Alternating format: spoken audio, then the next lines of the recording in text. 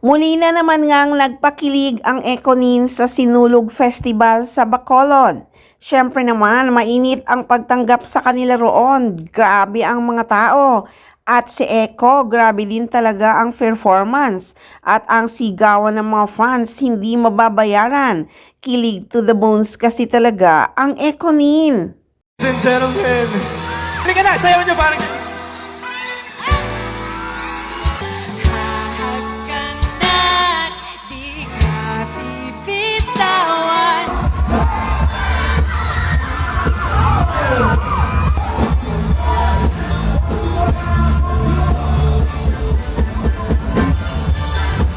Lagi talaga ngayon magkasama ang Ekonin. Lalo na ngayon, lagi silang may taping sa kanilang bagong serye, ang The Accused.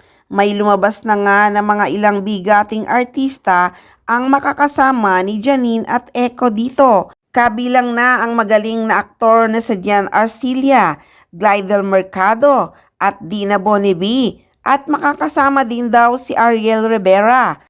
Pero yan ay galing lang sa comment ng isang fans na ewan ko kung source ba yon.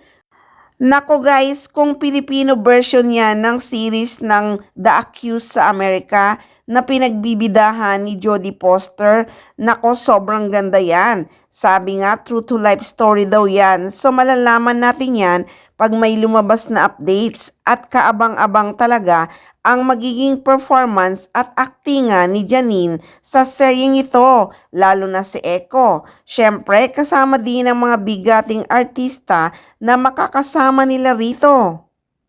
Kaya hindi talaga mawawala ng ayuda ang mga tagahanga at mga solid fans ng Ekonin. Sabi nga niya sa isang interview, hindi ba, na masarap pala talaga na mag-share ng happiness mo. Noon daw kasi ay talagang takot siyang mag-share ng mga nagaganap sa love life niya. Pero ngayon, proud na proud talaga siyang i-share sa kanyang mga fans ang nangyayari sa kanyang love life. Kaya masayang masaya talaga ang kanyang mga fans at mga fans ng Ekonin dahil nakikita nila kung gaano kasaya si Janine Gutierrez.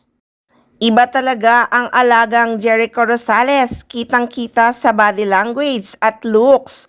Sobrang blooming at ganda ni Janine Gutierrez. Paganda ng paganda ang Asia's rising star.